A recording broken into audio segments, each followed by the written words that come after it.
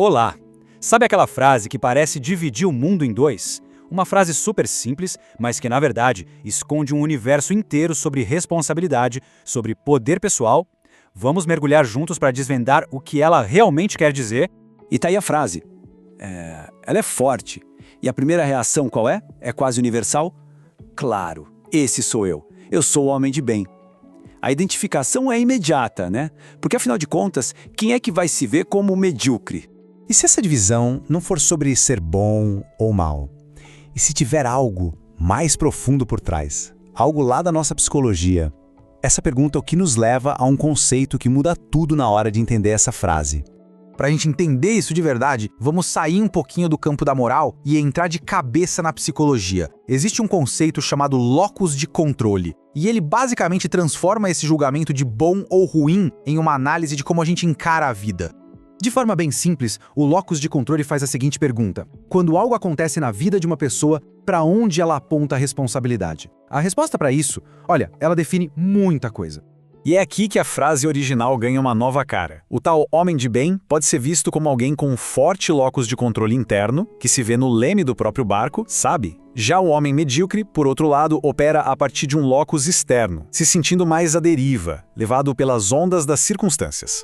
Mas atenção, um ponto muito importante aqui: exigir de si não é a mesma coisa que se culpar por tudo. Não é sobre se martirizar, de jeito nenhum. A grande sacada é que assumir a responsabilidade é, na verdade, um poderoso ato de libertação.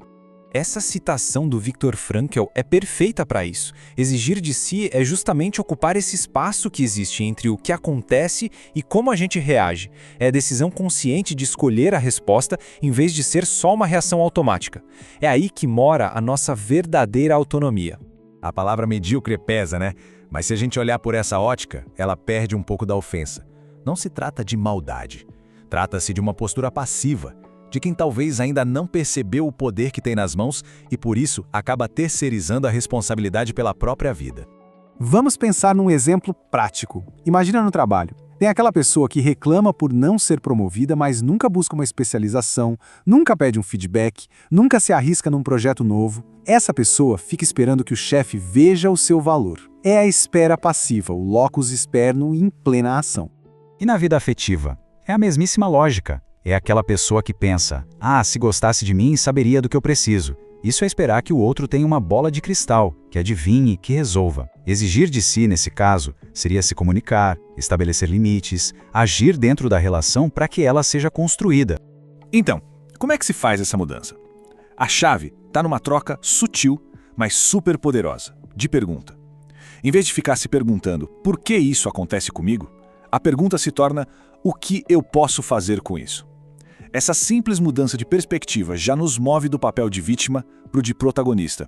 Ok, até agora a nossa análise focou bastante no indivíduo. Só que, se a gente parar por aqui, corremos um risco enorme. O risco de transformar uma ferramenta que liberta em um instrumento cruel de culpa. Então, chegou a hora de ajustar o foco, porque a vida não acontece num vácuo. Ninguém é uma ilha. É simplesmente impossível ignorar as estruturas sociais, políticas e econômicas que estão ao nosso redor. Porque, vamos combinar, dizer a alguém em uma situação de extrema vulnerabilidade que a culpa é dela por não exigir o suficiente de si, não é só cruel, é ignorar a realidade. Isso desconsidera completamente que o ponto de partida e as oportunidades não são iguais para todo mundo. A chave é entender que esse exigir de si opera em duas camadas. E uma não anula a outra. Pelo contrário, elas se complementam. Na camada individual, se trata de ser protagonista da própria vida.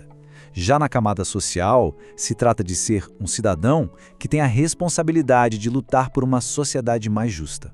A diferença fica bem nítida aqui, né? De um lado, a espera passiva, a resignação de quem diz: o sistema é injusto e para por aí. Do outro, a exigência ativa, se organizar, lutar por mudanças, usar a própria voz. Isso também é uma forma de exigir de si, mas no plano coletivo.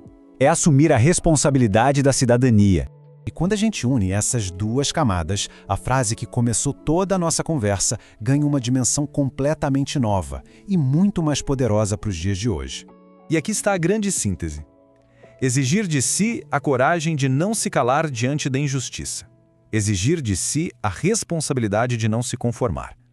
A verdadeira pessoa de bem, nessa leitura mais ampla, é aquela que não espera que a mudança caia do céu. Ela age. E essa é a mensagem final. Uma compreensão profunda de nós mesmos não deve levar ao isolamento, mas sim a um engajamento mais consciente e potente com o mundo que existe ao nosso redor. Fica então uma pergunta para reflexão, agora com todo esse novo significado. Tanto na vida pessoal, quanto no nosso papel de cidadãos.